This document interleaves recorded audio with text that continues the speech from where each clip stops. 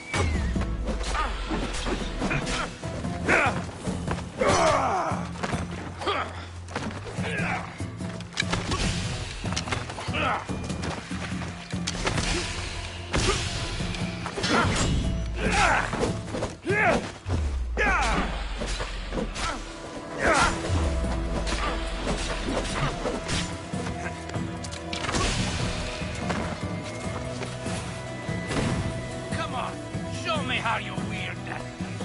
Finally found you.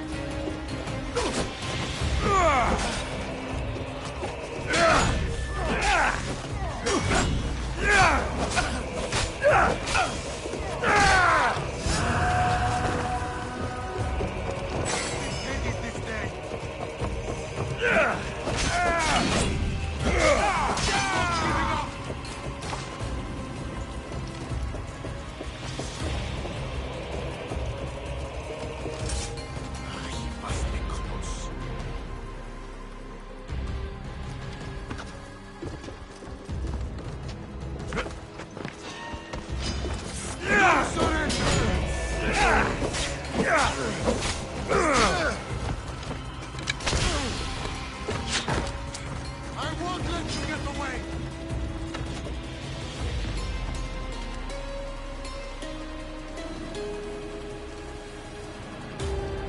This is where you die!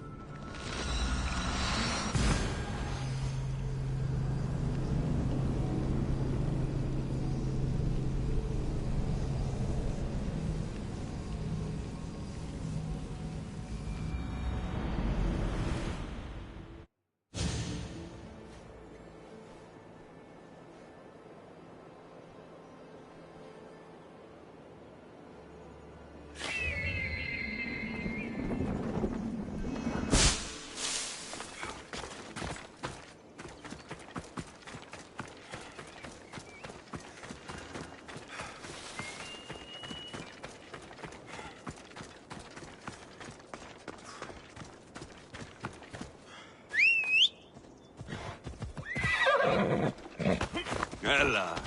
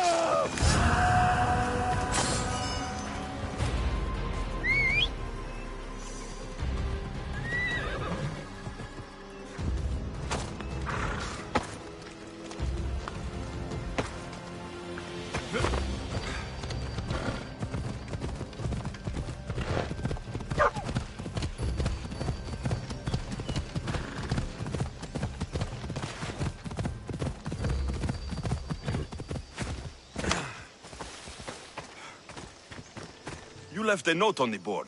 What's happened? I found some fantastic valuables today, Mistios. Real riches. I need to deliver them to my sister to sell at the market. But bandits lie in wait for visitors to the city.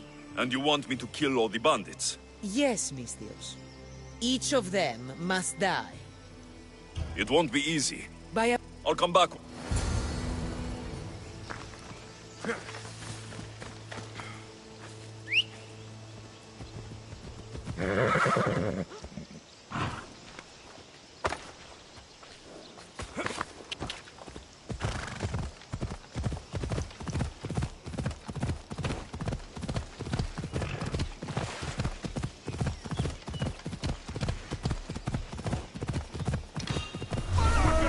Killing you will pay!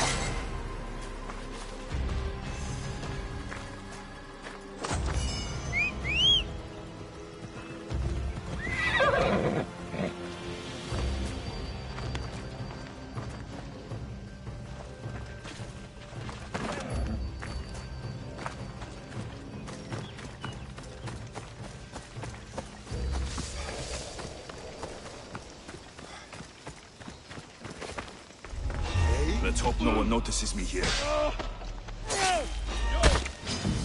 Your life ends here!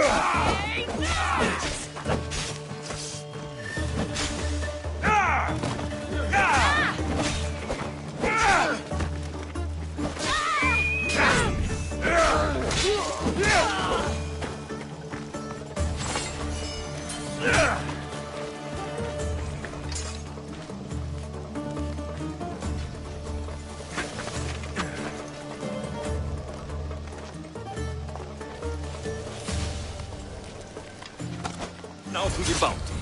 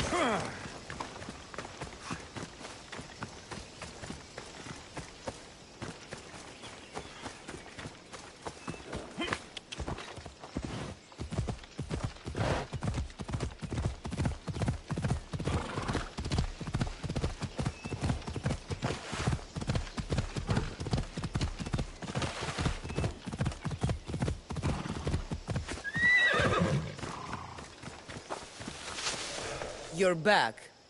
Have you killed them? I took care of. Pay me. That'll do.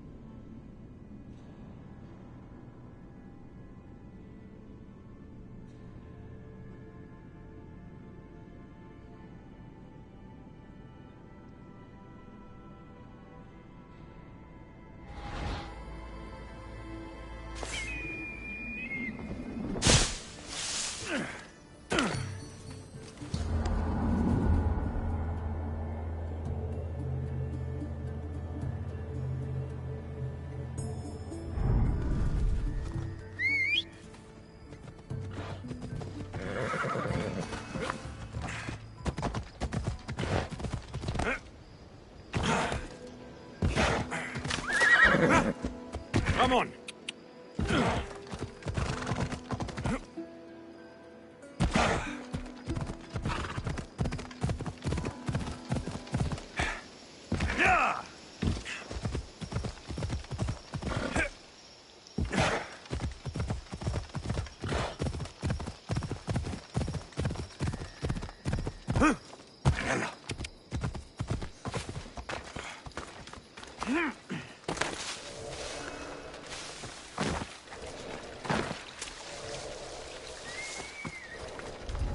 I should watch my step around here.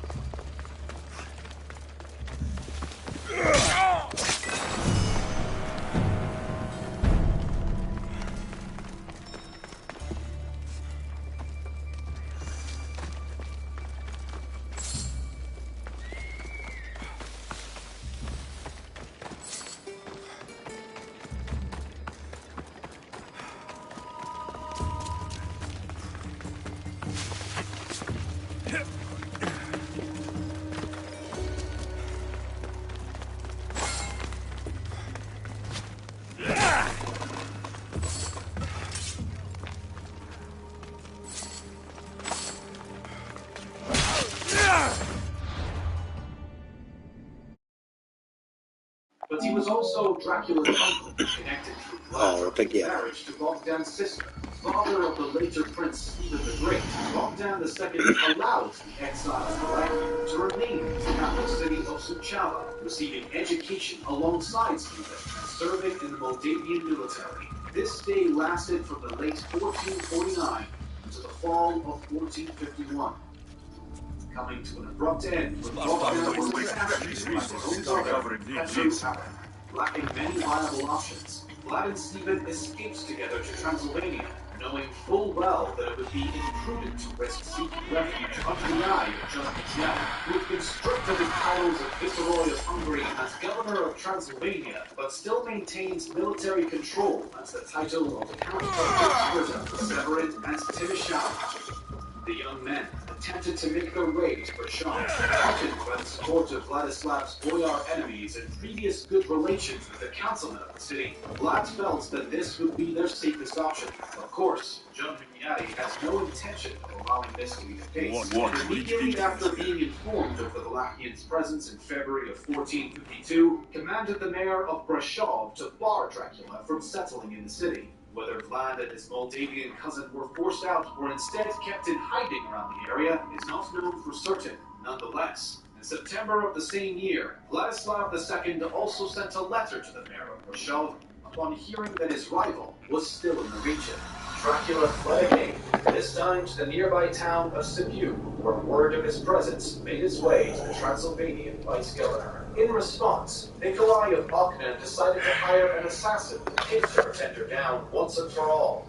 Miraculously, Vlad was made aware of his plan's demise and was able to elude his potential killer. Forced now to stay in hiding, Dracula remained under the radar while the relationship between John Killerkjharris and Vladislav II began to fall apart. Killerkjharris, displeased with Vladislav for his softening towards which the Turks and their new Sultan, Vlad's childhood peer, Mehmed II, as well as possibly still angry at his former protege for not freeing him from Serbian imprisonment, began to shift his view of the unrelenting Dracula, former enemy, both political and personally. Part of Vlad, John Hunyadi and Vlad Dracula were now to meet in the Hungarian's palace, apparently putting aside the grudge he had held over the murder of his father and brother. Vlad accepted a position in Hunyadi's army in court and was offered safe residence in Sydney. Hunyadi, likely willing to let go of their rocky past due to the Wallachians' knowledge of the Turkish forces and mind of Mehmed II from serving 5 times in the Ottoman army and growing up alongside the current Sultan, quickly became Vlad's new military and political mentor. This began looking up for Dracula as he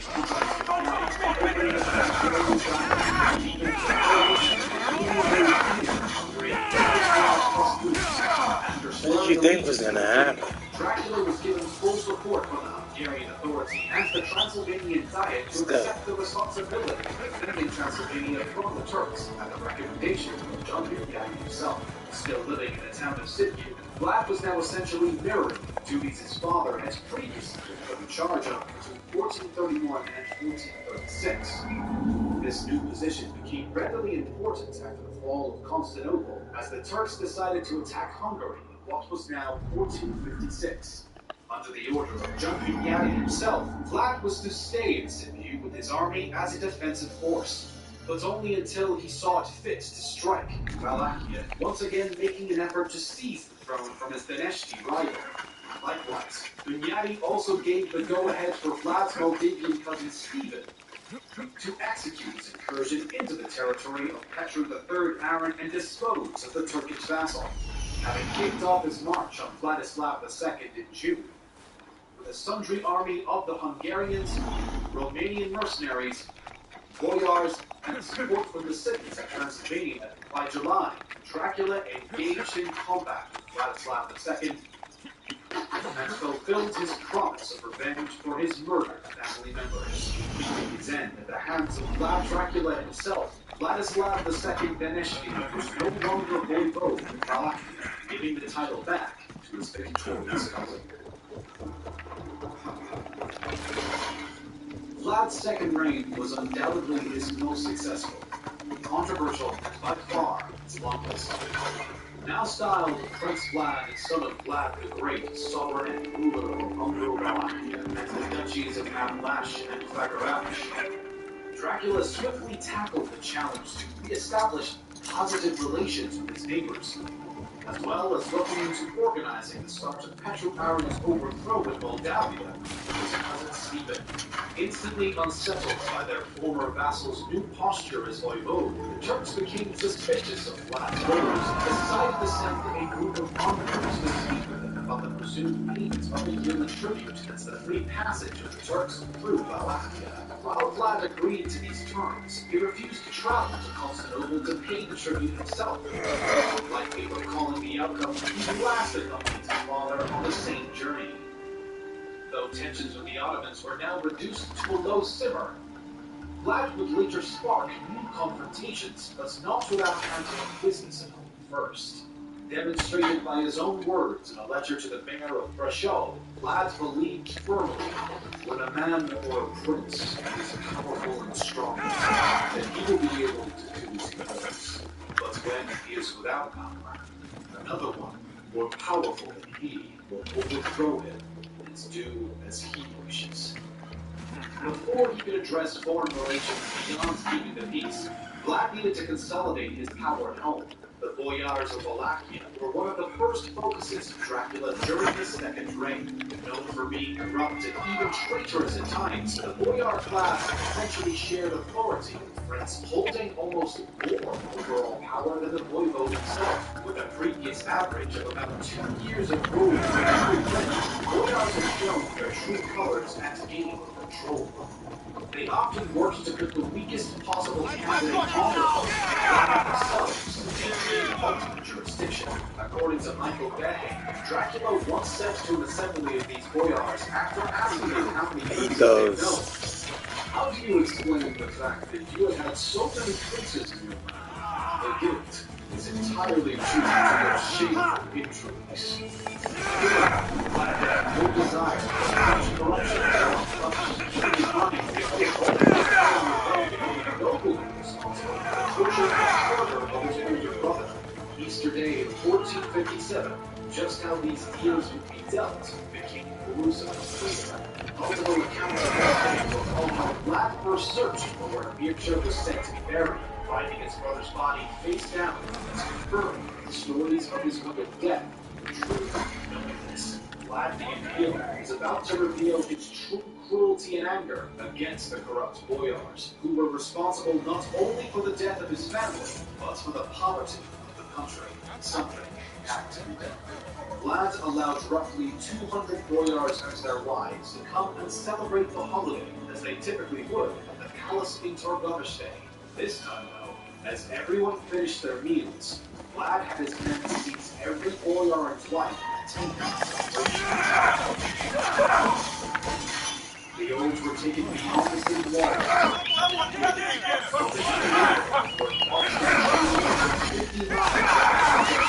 Taking about 2 days to the site of writing the house of This process, in addition to being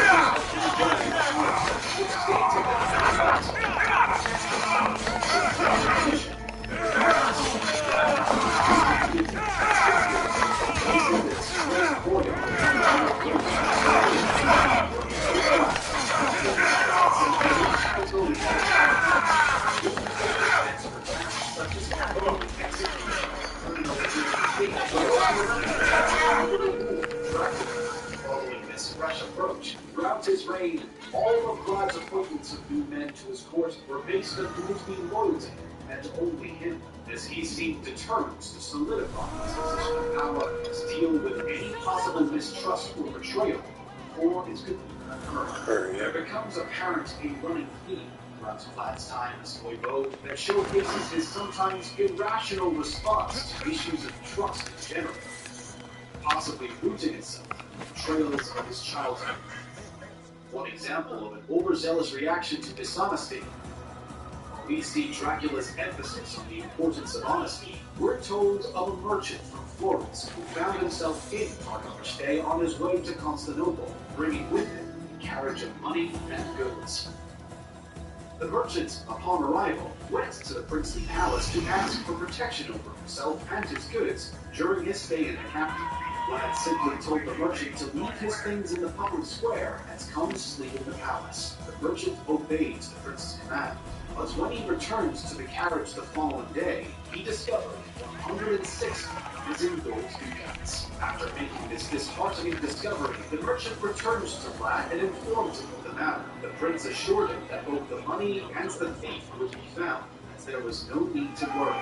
Vlad now ordered the citizens of Torgovishte to find the thief, threatening to destroy the city if they did not, and also instructed his servants to replace the merchant's missing money from his own treasury, adding an extra ducat. When the merchant later returned to his carriage, he counted his money again, a total of 3 times, before going back to notify the prince. He said to Vlad, "Lord, I have found all my money, only with an extra ducat." At this time, the thief was being brought to the palace, as Vlad told the merchant, "Go in peace. Had you not admitted to the extra ducat, I would have ordered you to be impaled together with this thief."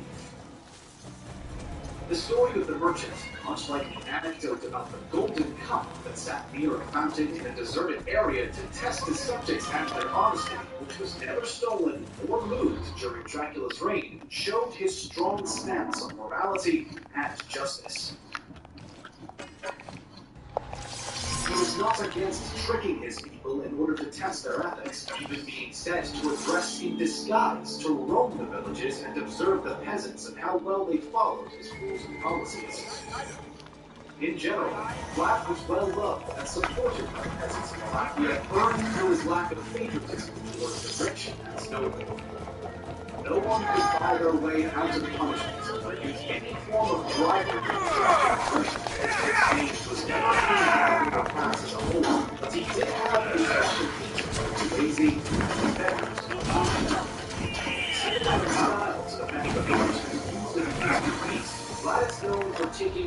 macabre approach to the problems of vagabonds in his land, written off by the Germans, Russians, and Romanians. This event is another extreme example of Dracula's moral code, personality, and confront those who do not. It is said that Vlad invited all the ill, lame, poor, and the like to a large dining room. They were given food, vendors and vagabonds ate together until they were most severely drunk. Vlad's men secured the doors to the building and set it on fire. When the fire went out, there were no survivors. The goal, of course, was to eradicate what Vlad saw as a social plague from the land. Dracula said himself, these men live off the sweat of others. They are Christians. It is a form of thievery. In fact, the masked robber in the forest demands your purse. The people are quicker with their hands, more quicker to greed. These vagabonds take your belongings gradually, begging, but they still take it. They are worse. While Vlad's retribution may have been unnecessarily cruel, passed down through the generations of Romanian families are still stories of his kindness and generosity as well, such as the claims of residents today who say that their ancestors were gifted land after helping him secretly get from one location to another. A vexed voivode who seemed to do everything to the extreme, Dracula was not stingy with his rewards for those who would do good. This mindset of his may account for his seemingly back-and-forth approach to relations with the city of Shah throughout the same time period.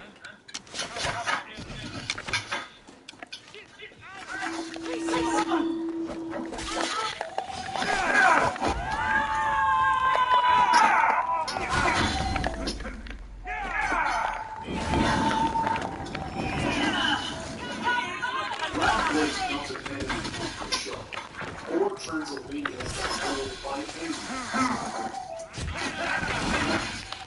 Relations between Dracula and the people of the Transylvanians is already between Killerkjharris and others. The astrologers first showed me the allies as honest friends, brothers, friends, nonetheless.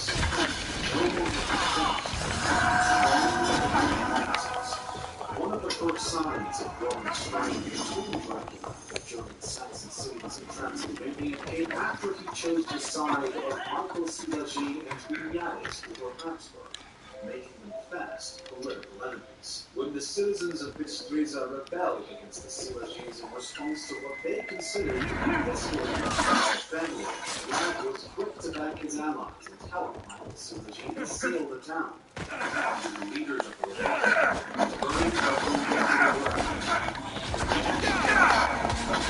cities across Transylvania became angry. Suddenly flames would remove his battle from resulting in damage. This is cultural. As he considered the German sections, especially those who his current further hostilities, the mayor of Berchov decided to shift his support to Vlad's movement and to brother Vladislav II. Immediately after the Saxons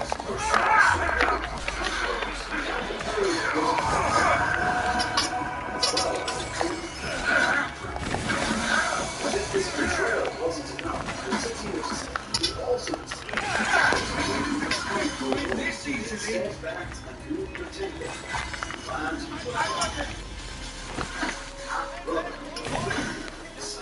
Vlad initially attempted to resolve these issues by sending different Shah and City. But neither city chose to respond. Now furious following these scandalous actions by the Transylvanian city leaders, he decided to retaliate by bringing heavy sanctions down on the German Saxon merchants of the region. Vlad ended the initial agreement he signed back in 1456, and instead began to give favor to the Wallachian merchants, causing considerable financial ramifications for the German Saxons over time. This alone led to more conflict. The Transylvanian merchants tried to avoid the new policy demands, prompting repeated raids by Dracula and his troops over the next couple of years. In 1458, Vlad himself led a small cavalry without warning into Transylvania. Supporters of both Dan the Third and burning their villages and killing the inhabitants who were forced to violence. Vlad then had arrested and impaled all the German Saxon merchants who refused to obey his new rules of trade.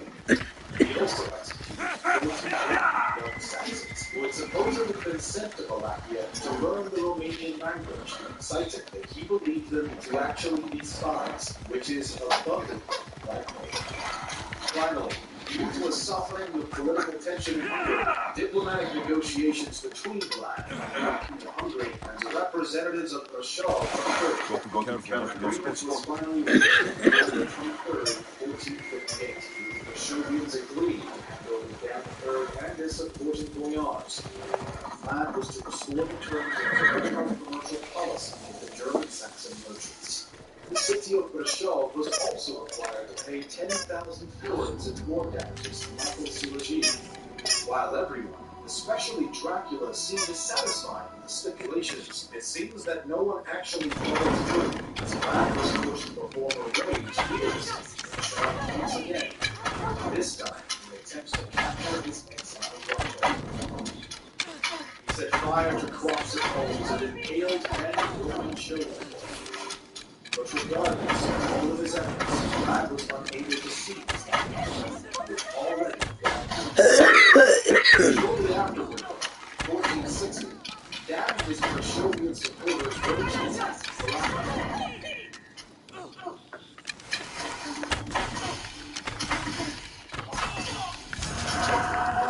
That's what you get Dan was captured during this for being a bitch.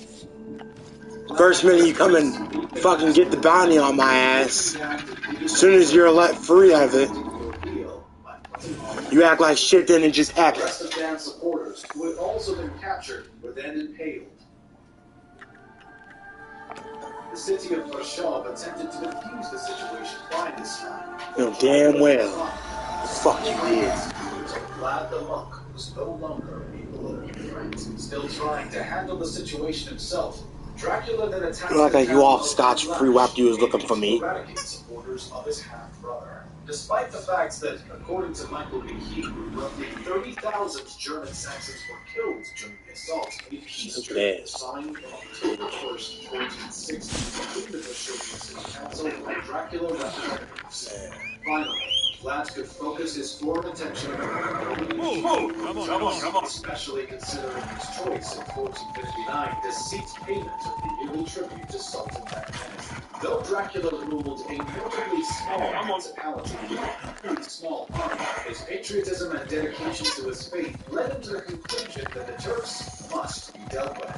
After all, by virtue of his father, Vlad was a proud member of the Order of the Dragon, a Christian group of nobles who swore to defend the cross from its enemies.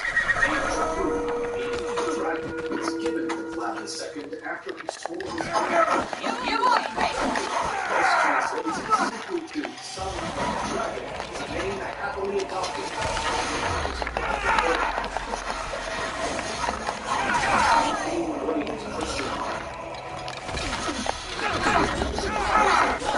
I mean, he throws the leopard.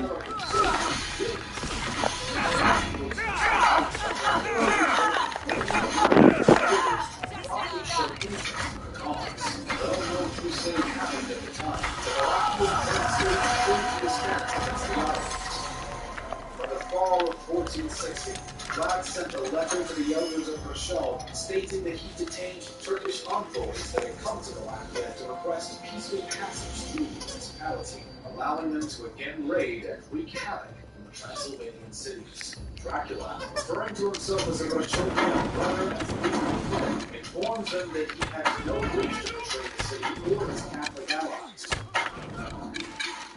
Based on multiple narratives,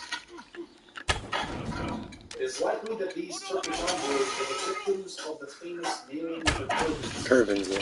Vlad responded to the Turbans. by having Nails. to their skulls, saying that he wished to assist the Turks in strengthening their hands. The combination of these acts on the part of Dracula, united with his continued refusal from 1459 onwards to pay the now overdue yearly tribute, even impaling Ottoman military commanders, is likely what caused a swift escalation in tensions. In November of 1461, Vlad sent a letter to Sultan Mehmed claiming that the war with the German Saxons had drained his treasury, and that he intended to pay his debts and even had gifts of his own, along with 3 children and horses for the Sultan. He also advised his former peer that he could not leave his capital to come to Constantinople, claiming that if he did so, his political opponents would take advantage and seize his territory. Mehmed initially believed Dracula to be sincere and sent an embassy to Targovishte to meet the Wallachian prince. The Sultan's opinion quickly changed after letters written by Vlad to King Matthias Corvinus were intercepted, their contents proving that Vlad had failed to alliance with the Hungarian king and was likely being dishonest with the Turks. Consequently, Mehmed devised a plan to kidnap Dracula and to bring him to Constantinople. Vlad, once again given warning of such a plot, decided to still attend the newly scheduled meeting, but brought along cavalrymen who would trail him and his followers in a later letter to the Hungarian king. Vlad tells of how he eventually arrested the men who intended to capture near the Killerkjharris fortress, which Dracula and his men then destroyed. Get it. Anything I can do On to reaching the get gates, some Vlad ground disguised himself and gave orders in like the front of Furies the station commander. We'll be annihilated. You want me to be the protector? Briskly following the We have a Killerkjharris deal. attack, while Sultan Mehmed was still occupied in Asia Minor, Dracula You'll be continued safe, his bombardment of the Turks during the winter of 1461 and 1462. He bragged of his achievements to King Matthias of Moletta, telling the Hungarian ruler that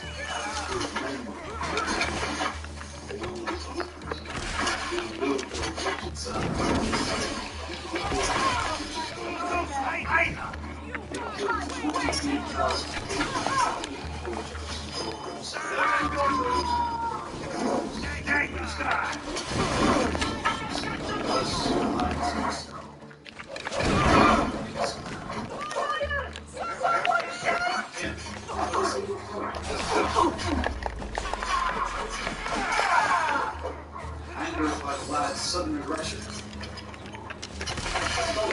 army destroyed the Wallachian force at Praia. Decided to also organize a full-scale assault on the Wallachian church. All these days intercepted the Ottoman troops as they attempted to leave Praia. Only some 8,000 Turks are thought to have survived this ambush. The Wallachians took down and out of the Ottoman soldiers. Finally, Mehmed decided it was time to refocus his attention on the threat of the Wallachian prince taking the route for full-out invasion. Back in Wallachia, a decent position to handle the oncoming strike from the Turks, Vlad was being praised left and right by his fellow Christian leaders. Even Pope Pius II was in awe of Dracula's ingenious military talents and commitment to fight against the Ottomans. Vlad took this opportunity to warn his European neighbors of the new Turkish threat, reminding them that any attack of Wallachia would surely make its way to the surrounding territories. He hopes to re-inspire the idea of a crusade, knowing that he alone could not stop the Ottoman invasion altogether. Despite a previous military alliance with the King of Hungary, Vlad received little support from Matthias, who was more concerned about his political affairs with the Holy Roman Emperor. Regardless of the struggle to rally Allied military aid, Dracula was extremely successful at energizing up the enthusiasm within his own 30,000-strong army. His mindset on the concept of the upcoming war can easily be understood by his own words, which he told to his troops. It will be better that those who think of death should not follow me. A leader of true pride and resolve, Vlad inspired his people with the same mentality. As the war continued to accelerate, the lack of equal numbers of weaponry on the Wallachian side led to Dracula and his army enacting a variety of methods to weaken them.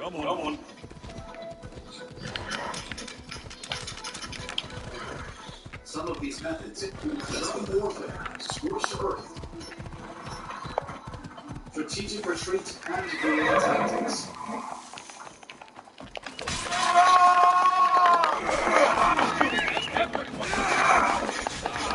Eventually,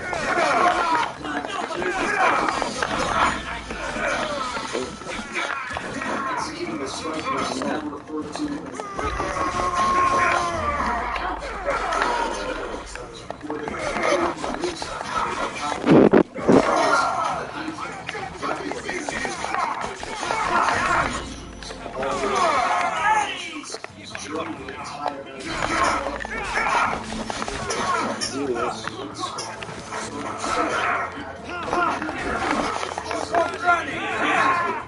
Great Or had the Turks not fully obeyed the repeated orders of the Sultan not to abandon their garrisons.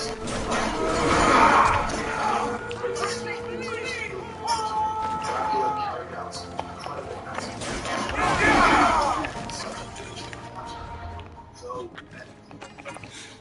Come on, sweetheart.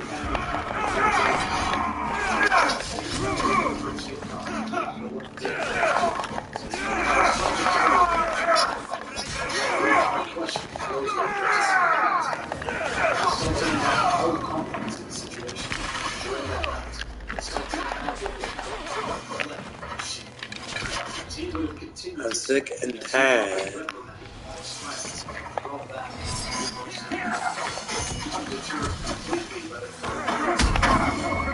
of you. Ready as they may have been, neither the Sultan nor his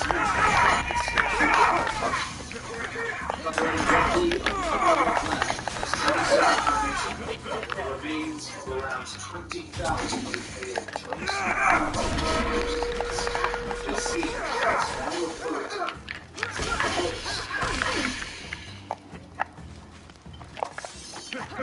at this point, the entirety of the Ottoman forces seems to acknowledge that in this time period, Sultan Mehmed is said to have commented that he could not take land away, that the very such powerless thought should be a more common place. It's worthy of the legend.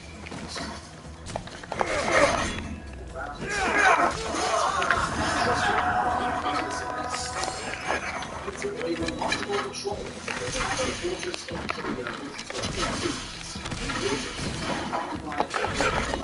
Mom, I gotta go to war.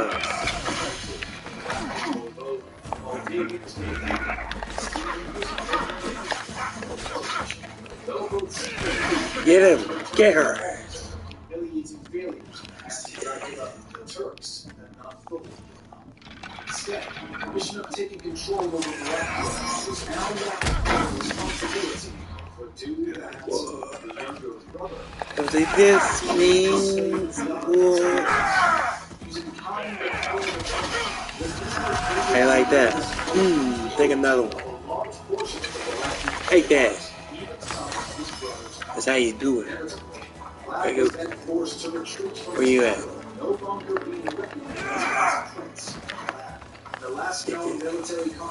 Fat boy, what you doing?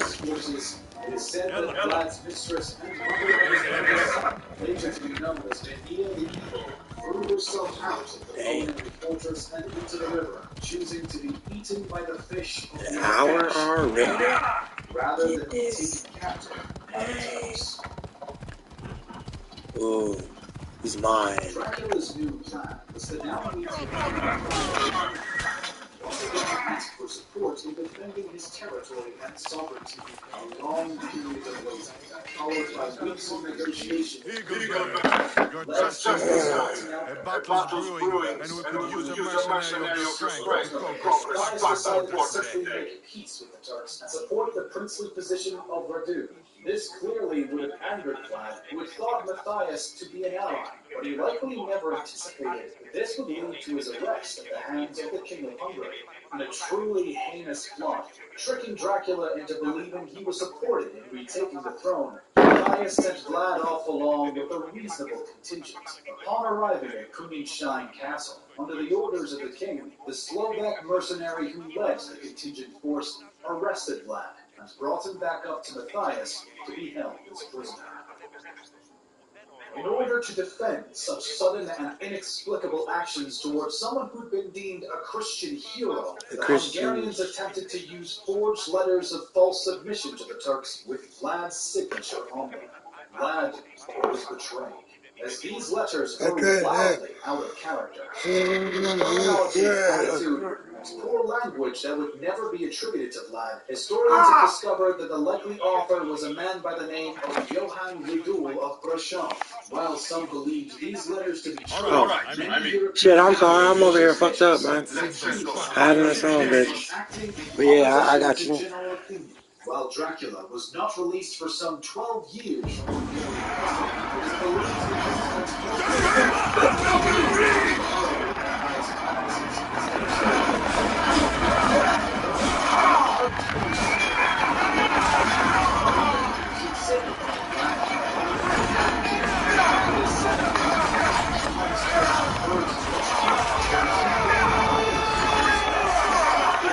Don't fucking move.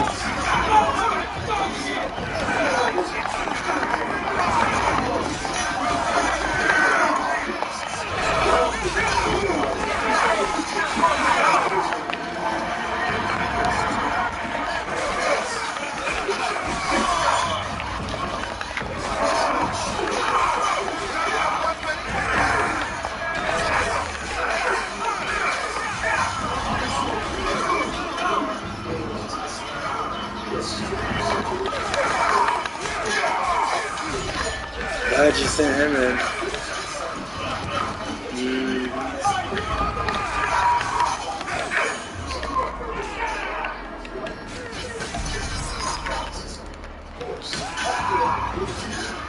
Let's get it. The shit won't protect you.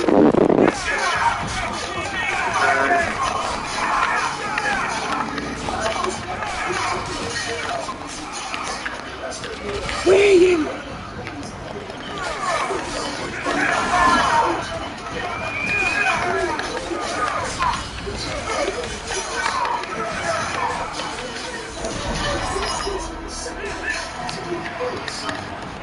Where you going?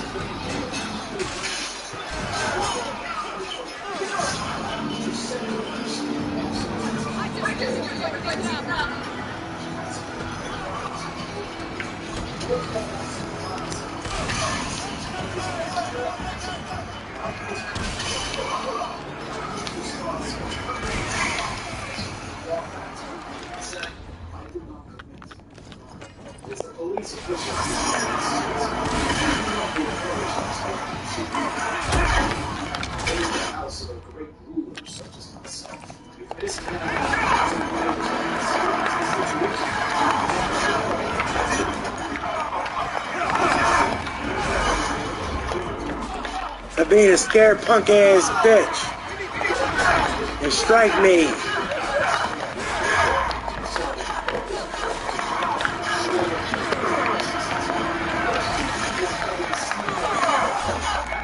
Come on, sweetie. Gotta be stronger than that now. Ooh. Oh. Oh. Oh!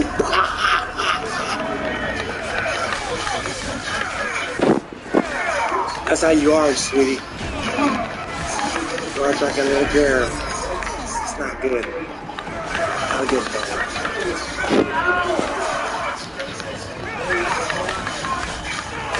Yeah. Ooh.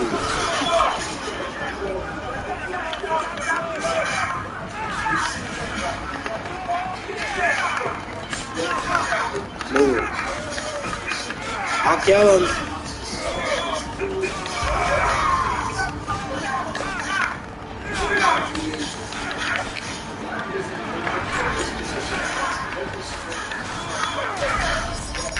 I told you I'd kill him. Don't quit it. Huh? All your friends already showed me that. I'm really not a really big fan of it. Get your... Okay, so you want to keep doing that shit.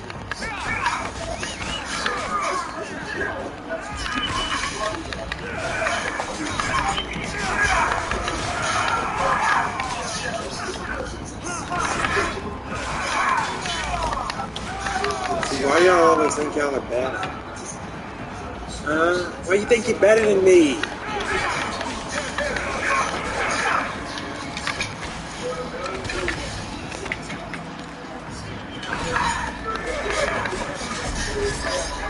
Ooh.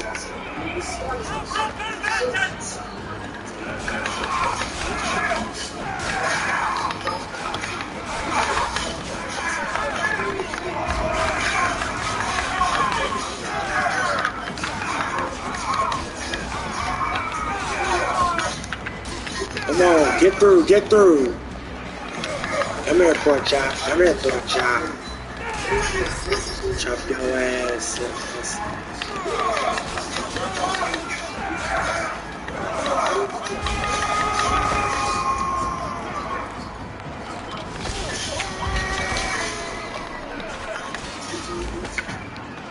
Three-time Prince of Blackwood, not the legacy.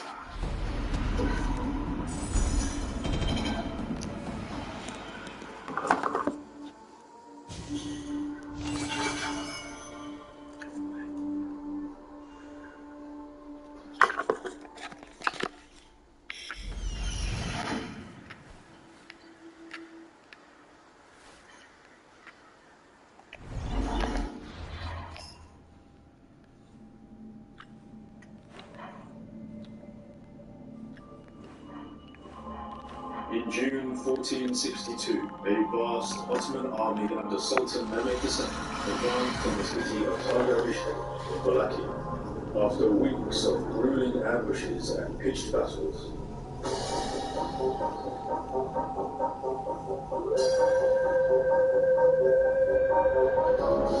Obvious feels like now. Oh, you know what? You know I'm gonna make it out of you. And you're gonna eat it up and you're gonna watch me. The fact that you think I mistreated BBJ, he was my everything. BBJ, you're not going in the suitcase, you're going in a cardboard box. Cardboard box? Probably a bag. I think that's it. Buried in bags. Deal with it. Isn't this a stabilized? So yeah, you take what happens is you take it from the bag, and then that's gonna go on.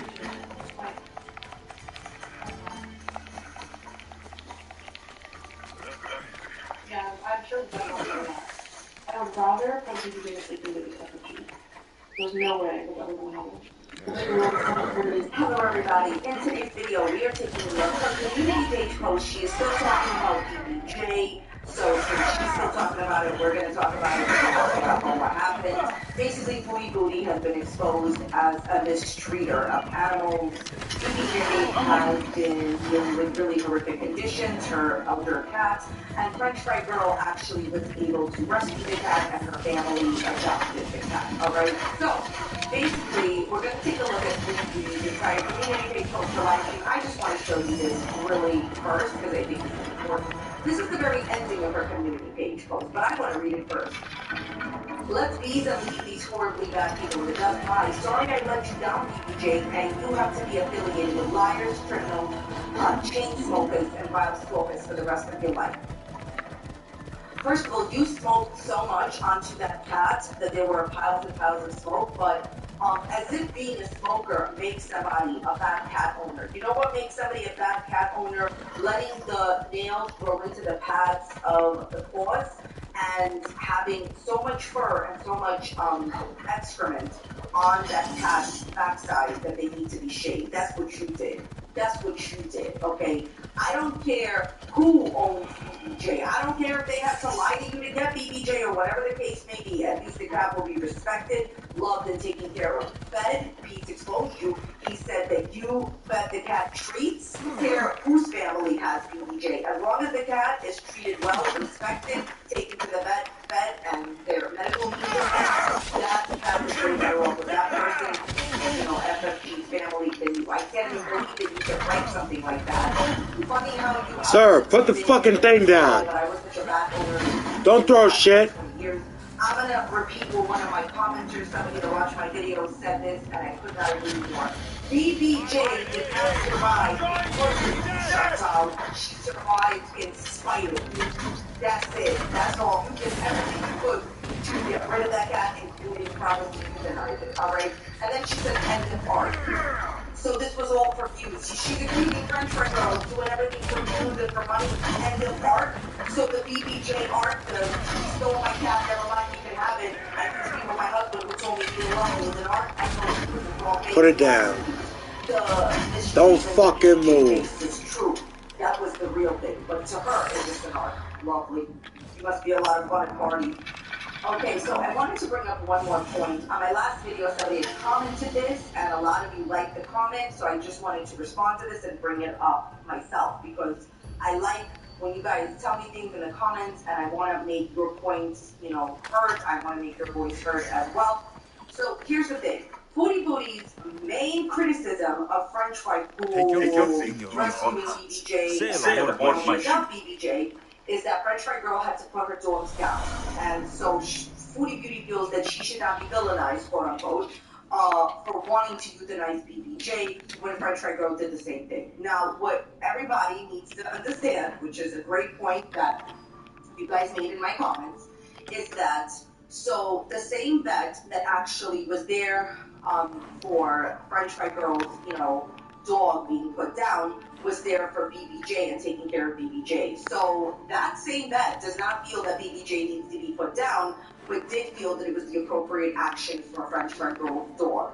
So if that alone doesn't tell you, Chantal, that you were incorrect, because the same vet that felt that French Fry Girl's dog, you know, yeah, that was the correct decision, feels that BBJ still has a lot of life in her and doesn't need to be put down, therefore your point is invalid, Chantal. You just wanted to get rid of that cat. The same vet said that, you know, hey, yes, you know, French Fry Girl's dog, yes, that's the right thing to do, but not for your cat. Not for BBJ. It's the same vet, two different opinions, because two different situations, two different conditions. That's the point. You can't keep comparing yourself. You cannot keep comparing yourself, Chantal, to French Fry Girl and what she had to do, because you guys did not have the same animal. Your two animals were totally different states of your lives and totally. Tell you, some of these Spartans are at the coast. I tried to tell you. Alright, so we're going to get into it. As always, all my videos are for entertainment purposes only. Not meant to be taken seriously. I'm sharing opinions, not facts, on public figures and what they're choosing to make public. I'm not comparing their stories to you. I'm commenting on individual situations. If you can, I would always urge you to please be kind in the comment section to these people. Please do not go out of your way to look at their channels and leave them in spirited negative discouraging comments. Please try if you can. Okay, so let's take a look at this community page post. Alright? I will summarize my feelings on this entire cat rehoming debacle and then including this chapter of my life, and will not allow others to shame me for my decision. So it's interesting that you are calling your feline companions rehoming and you almost euthanizing the cat just because she's supposedly 20 years old, not because of any health conditions, a debacle. I thought she was part of your family. I thought she was your everything. Yeah, if you believe that, I got a Kermit to sell you. No matter what I choose to do, rehome them or euthanize BBJ, if the vet saw fit, I was villainized for them. I just would like to point out, as always, and I'm going to keep saying this in every single video.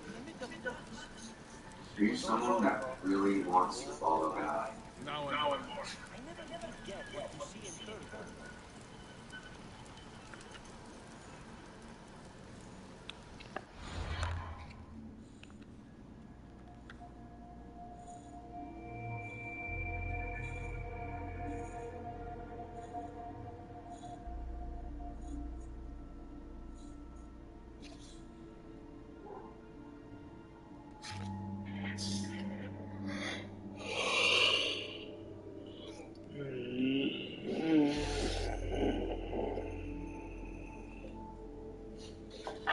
Yeah, I've heard about this.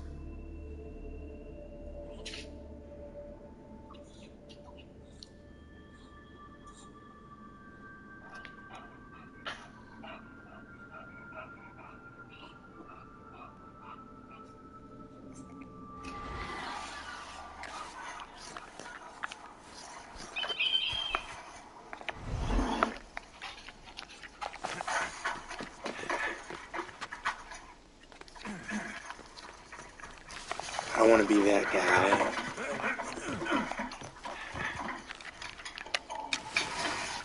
Gotta be.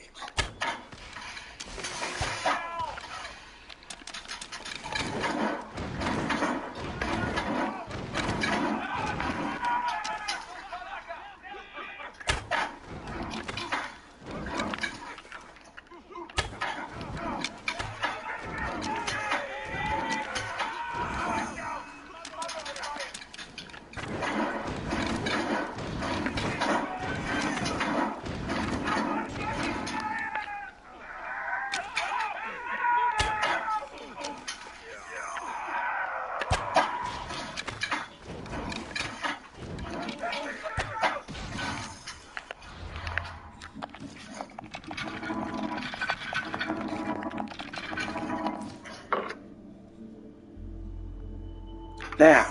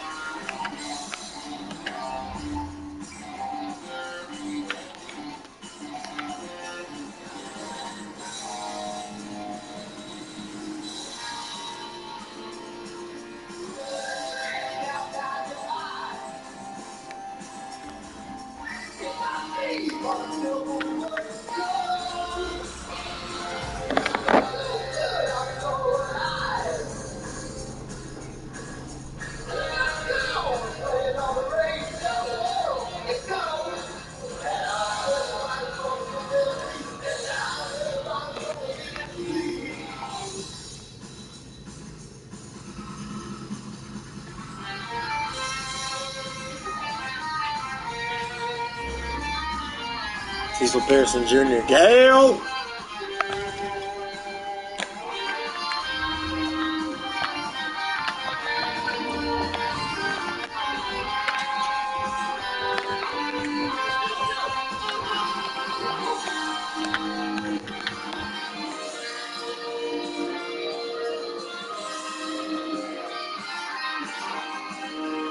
Right there, Gale.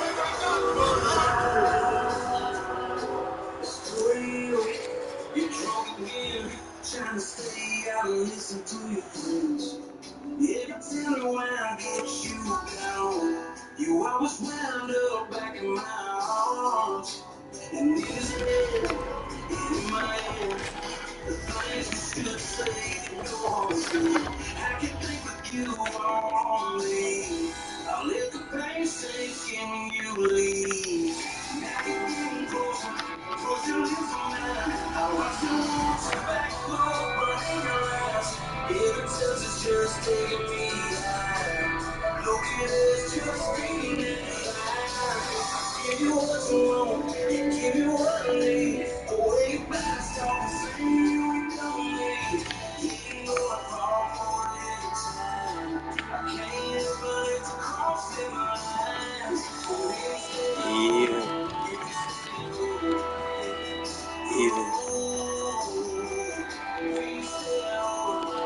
Yeah, Bobby. The sun comes out, but I think it's going back to being you. Let you have the rest of this night.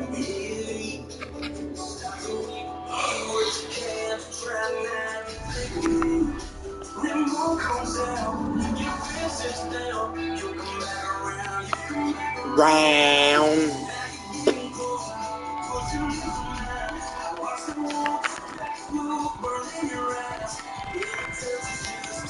Hurrah.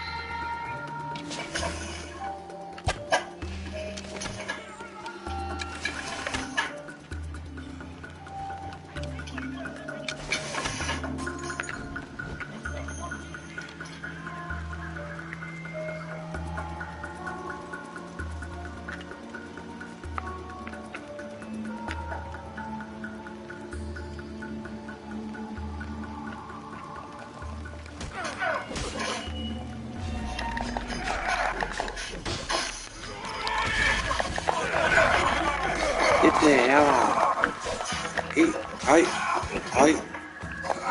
Hey.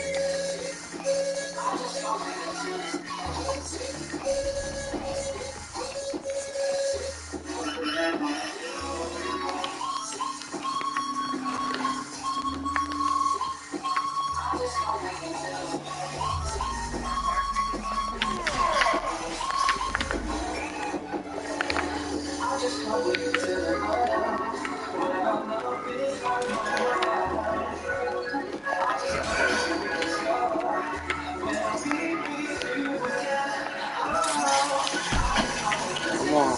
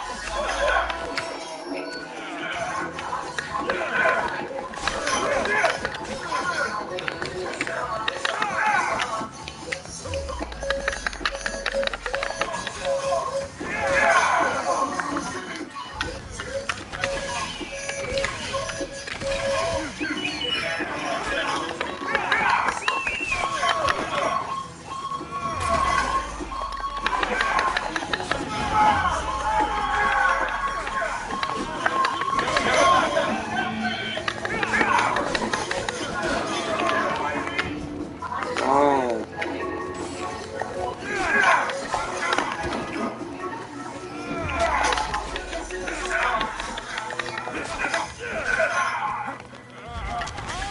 You said go and go for attack.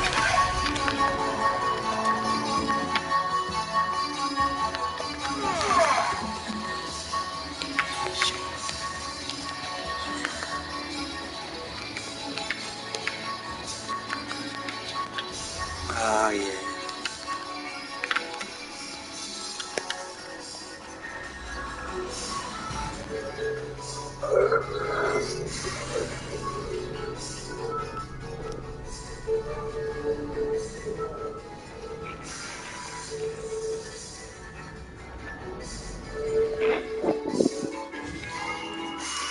That's how you do it.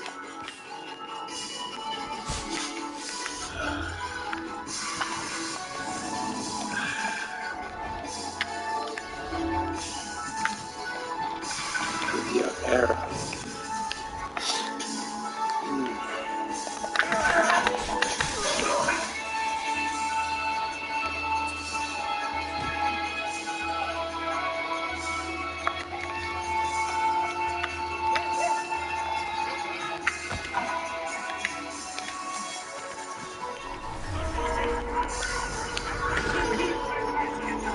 I still hear your thoughts!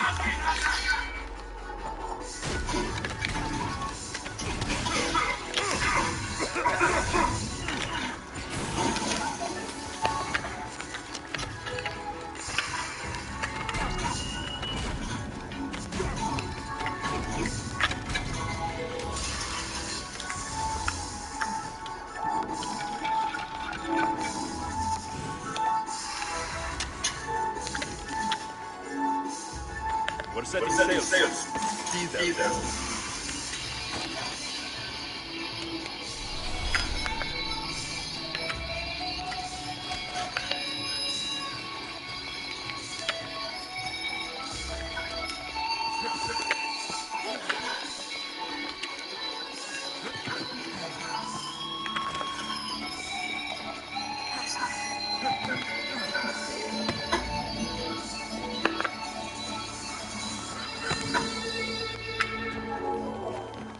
careful. High security.